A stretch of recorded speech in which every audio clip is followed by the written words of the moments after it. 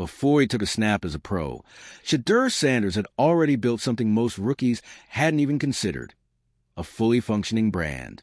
Long before the ink dried on his contract extension, Sanders had cultivated a year-round revenue model powered by merch lines, media content, and direct fan engagement. This wasn't about going viral. It was about ownership. When the Browns handed him a deal granting full nil rights and a cut of all brand-related revenue, they weren't just signing a quarterback.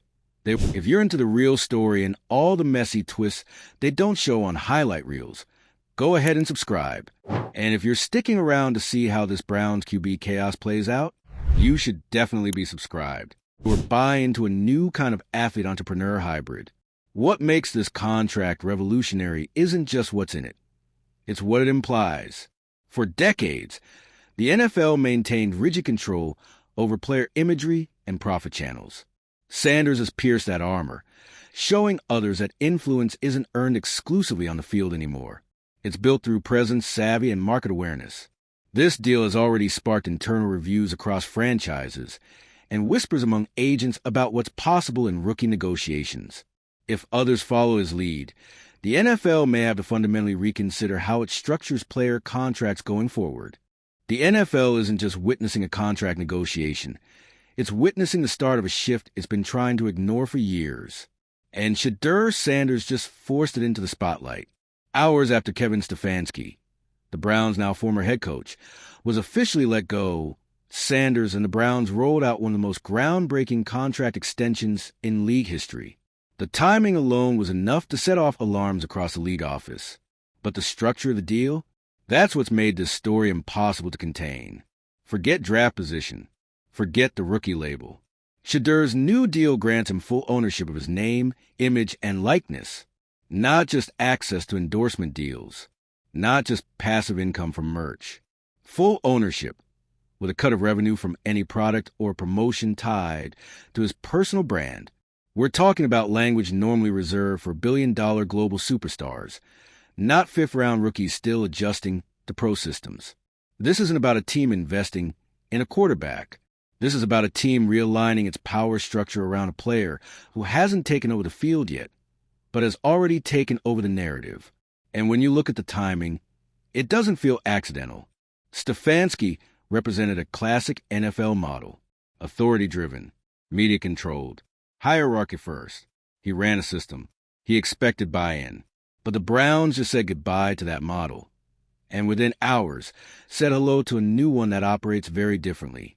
One that gives a 21-year-old more off-field control than some veterans could dream of. That's not a coincidence. That's a power play. There's no version of this where Sanders' camp wasn't preparing for that exact moment. The firing created a leadership gap, and before a new coach could be named, before another regime could assert their control, SHEDEUR moved in. Fast. The Browns were in transition.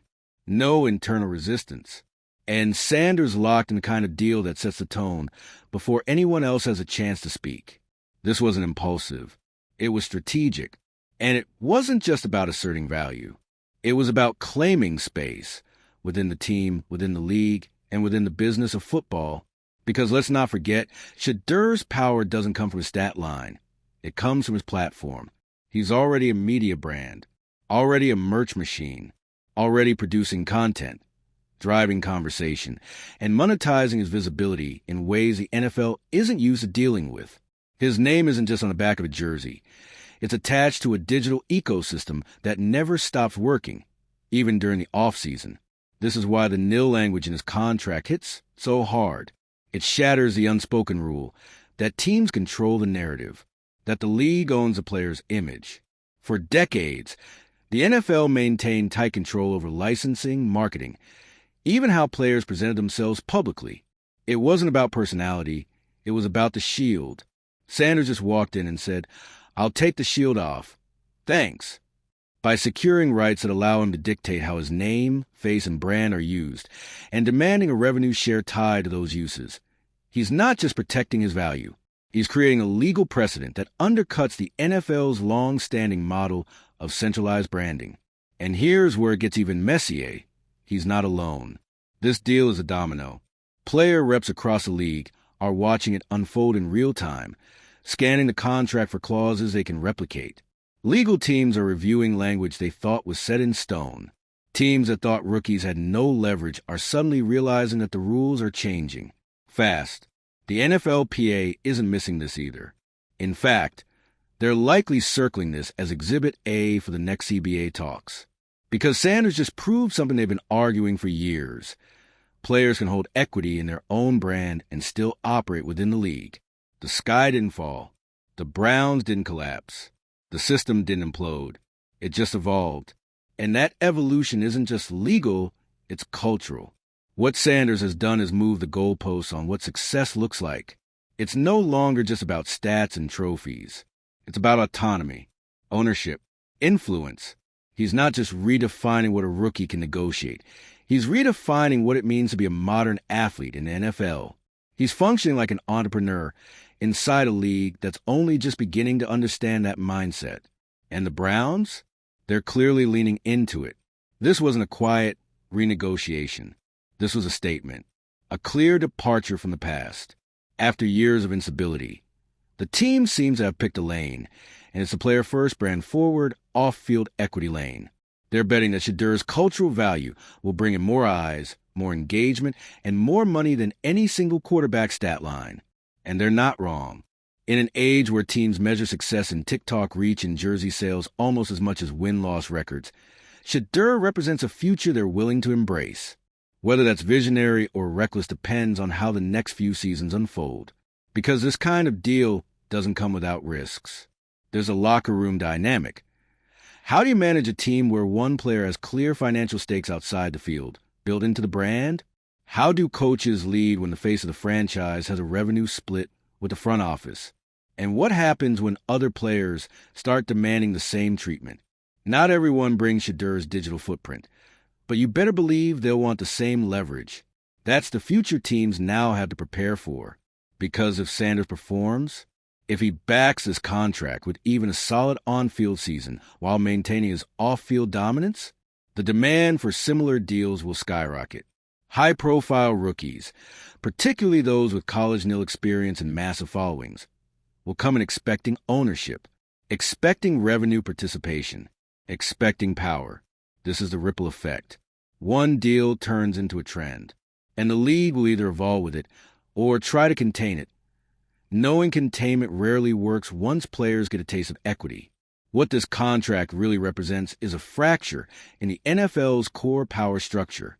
For decades, the league was able to maintain the illusion of complete control. Players played, teams managed, the league earned. Everyone got their share on the league's terms. SHEDEUR Sanders just exposed how fragile that illusion really is. He used a moment of franchise instability, a coach's firing, to lock in the kind of terms that could only be secured in chaos. He weaponized timing, brand leverage, and market awareness to shift the negotiating dynamic permanently. And now that the Browns have agreed to it, the standard has changed, not just for rookies, not just for quarterbacks, but for anyone who understands that in today's NFL, branding is an accessory. It's a weapon. So the question now becomes, will the league adapt? Will teams rewrite their rookie contracts? Will front offices start hiring brand consultants the way they hire scouting coordinators? Will the NFL embrace the player as partner model or try to roll this back through policy and precedent? One thing's clear. There's no putting this genie back in the bottle. The old guard has already lost its grip. The new era has arrived, and SHEDEUR Sanders just walked in with a signed contract and a camera crew. Drop your thoughts below. Should more players push for deals like this? Did the Browns just unlock the future of the NFL, or open a can of chaos they won't be able to manage? Hit that like button. Share this with someone who still thinks rookies should earn their spot the old-fashioned way. And make sure you're subscribed, because this isn't just a contract. It's a revolution. And it's only just getting started. And now, every executive in the NFL is scrambling, not because a star quarterback made demands, but because a fifth-round rookie got away with them. Let's not downplay what's happening here. A rookie just got a piece of the business side of football. SHEDEUR Sanders didn't wait until he was a Pro Bowler. He didn't wait until a contract renewal window years down the line. He did it now at the start, while most players are still just trying to memorize playbooks and figure out how to fit into team culture. He wasn't trying to fit in. He was preparing to change it. And the Browns? They blinked first. This is the same team that spent years trying to claw its way out of dysfunction. The carousel of quarterbacks, the front office resets, the off-field controversies. For most of the last 2 decades, Cleveland has been less a franchise and more of a cautionary tale. But now, they've taken a massive swing, and not on the field. Off it, in a league built on institutional authority, where every detail is scripted down to player media availability, Cleveland is now tied to a player who operates like a solo brand. The franchise didn't just bet on talent. They bet on disruption. And in doing so, they've opened the door to something the NFL has never been comfortable with: player empowerment in real, financial, and structural terms. Because let's talk about what NIL means here, not just as a buzzword, but as a threat to the old NFL business model. Name, image, likeness. Historically, these aren't player assets in the NFL. They're league assets. The Shield sells you, markets you, profits off you. Players get a salary. Sure, endorsements, if they're lucky. But everything else, the video clips, the highlights, the jersey sales, the promotional campaigns, it's all monetized through the league and the teams. Players have been living in a system where they're the product, but not the owner of it.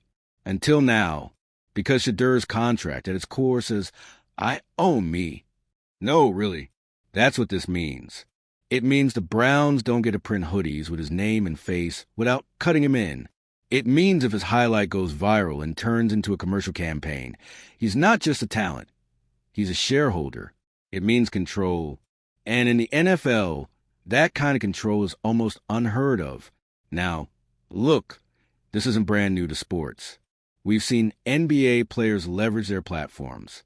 We've seen college athletes, post-NIL rule changes, start to monetize early. But in the NFL, where the structure is stricter, the contracts are more rigid, and the culture is more conservative, this is a live wire. SHEDEUR Sanders has forced the NFL to reckon with a future it's been trying to slow walk. And whether the league likes it or not, this will have consequences. Teams are already scrambling behind the scenes. No front office wants to be caught flat-footed when the next college phenom walks in asking for NIL clauses and brand equity. Legal teams are revising contract language. PR teams are bracing for the inevitable copycats. The precedent has been set. And make no mistake, this isn't just about top-tier talent now. This is about strategy. Because SHEDEUR didn't earn this contract in the traditional way. He didn't dominate an NFL season. He didn't carry a team to the playoffs. He didn't win over the league with his on-field resume. He leveraged cultural capital. He negotiated like a media figure. He packaged influence and digital presence and commercial potential, and he sold it. That's what makes this deal so dangerous to the old system. If NFL players can start using off-field value to negotiate contracts before proving themselves on the field, then the balance of power shifts forever. You no longer need to be a top pick to make demands. You need to be valuable in more ways than one. And the NFL is not built for that kind of multidimensional leverage. The playbook the league has relied on: draft picks, rookie wage scale, team control branding. It just got shredded. And it got shredded by a rookie who knew exactly what he was doing. This wasn't some flashy stunt for attention. This was a coordinated business move designed to exploit a leadership gap and change the tone of negotiations league-wide. And for the Browns? Well, it's a risk they're clearly willing to take. But let's be clear, it is a risk because building a franchise around a player who's as much a media brand as he is a quarterback requires balance. How do you manage team dynamics when one guy has more control over his image than the team itself? How do you coach a player who doesn't just take direction, but gives it? And what happens if SHEDEUR starts to struggle? That's the high wire act. Because if the performance doesn't match the platform, critics will be ruthless. And in a league where fan bases turn quickly and the media even faster, the backlash could be sharp, especially when other players start asking, why not me? The locker room effect can't be ignored. The NFL is a place where even star players are expected to defer to the system. So what happens when one guy walks in and immediately bends that system to his will? That's the Browns' problem now. But it's also their opportunity. Because if SHEDEUR does deliver, if he plays well, leads the team, and continues to dominate the branding game, then Cleveland becomes a blueprint. The first team to pivot into the player-led, media-forward era of the NFL. They go from punchline to pioneer. But they're not just gambling on talent. They're gambling on timing. They're betting that the NFL is finally ready to evolve, that NIL deals, brand partnerships, and player equity won't be distractions, but expectations. That quarterbacks can be both leaders and business entities without unraveling team chemistry. That a 21-year-old with a media-savvy team can be the face of a franchise and the CEO of his own brand. At the same time, that's where we are now. And whether this works or not, one thing is undeniable. The SHEDEUR-Sanders deal changed conversation. It challenged the NFL's long-held assumptions about control. It exposed the vulnerabilities in its contract structure. It forced teams, agents, and players to think differently about what a career can look like from day one. And it dared the rest of the league to keep up. So now we're watching a league try to recalibrate. Fast. Some teams will embrace it. Others will push back. But no one can ignore it anymore. Because the rules aren't what they were a week ago. The NFL has spent decades perfecting its formula. Draft, develop, control. Rookies are brought in with rigid contracts, managed by coaching staffs who reinforce the idea that respect is earned, not assumed. Branding? That's for the team. Marketing? That flows through the league. Your job? Fall in line, do the work, and maybe we'll let you speak in your own voice a few years down the road. But SHEDEUR-Sanders didn't just ignore that formula. He lit it on fire and walked straight to the smoke, holding a contract that says he decides what comes next. This is no longer just about football. This is about identity, about agency, about the one thing players have always had taken from them the moment they go pro. Control. Control over how they're marketed. Control over how they're monetized. Control over the very image the league has been selling for profit for decades. SHEDEUR now owns all of that. And the fact that the Cleveland Browns, one of the league's longest-suffering franchises, were the first team to hand that power oversays a lot about where this league is headed. Or maybe more accurately, where this league has no choice but to go. This wasn't a flashy first-rounder with endless leverage. This wasn't a Super Bowl MVP using his platform to cash in. This was a fifth-round pick who understood the moment, understood the system's weaknesses, and timed his play to perfection. Kevin Stefanski gets fired. Within hours, SHEDEUR locks in an unprecedented extension. You can't call that luck. That's a coordinated strike. A leadership vacuum opened, and SHEDEUR filled it before anyone else had a chance to put up walls. No new coach. No old guard. No one to say no. He saw the door open, and he walked through like it was always his to begin with. But this isn't just about SHEDEUR and the Browns anymore. This is about what his contract has exposed. For years, the NFL has operated with what you could call a monopoly on player identity. The league and the teams market the athletes. They own the footage. They license the likenesses. They make the money. And the players? They get what the contract says they're owed. Nothing more. And for a long time, that's just how things worked. Because players didn't have the leverage to change it. But this deal proves that they do now.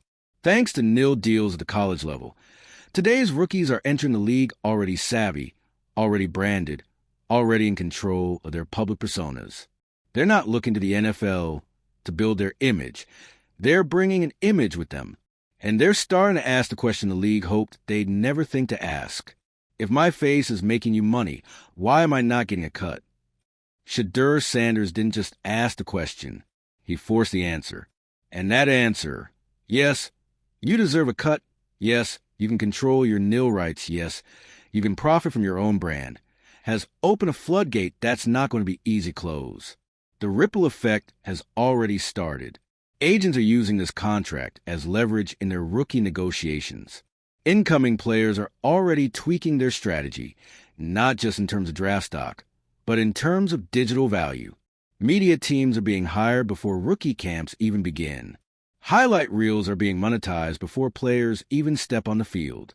This isn't a blip. It's a trend. And the NFL, for all its efforts to maintain a one-size-fits-all approach, is going to have to reckon with it. Because let's be honest, this scares them. What happens when you can't control the message anymore?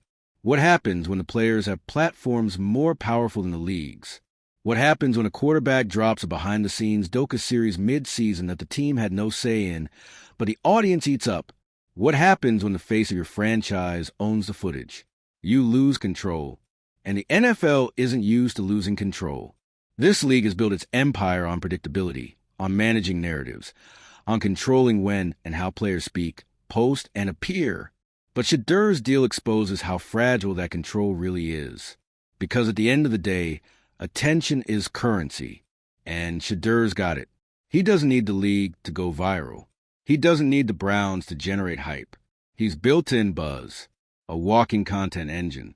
Every throw, every post, every sideline interaction, it's all brandiable, sellable, monetizable. And now, contractually, he gets a piece of it. That's what's so revolutionary. It's not just that SHEDEUR has a brand. It's that the team has acknowledged its value and written it into his deal. You can't overstate how much a departure this is from the NFL's norm. Because once you put that kind of language in a rookie deal, you can't pretend it's unusual anymore. It becomes precedent. It becomes fair game. And when the next big-name college star enters the league, they're going to point to this contract and say, I want that. And if teams say no, they'll lose the bidding war before it even begins. Now, sure, there are going to be people who argue this is too much, too soon, that SHEDEUR hasn't played a full NFL season yet, that he hasn't proven himself on the field, that he's a distraction. But that's the old script talking. The truth is, SHEDEUR has proven something, not with his throws, but with his strategy. He's proven that he understands what a value is shifting in professional sports. That performance is only one part of the equation.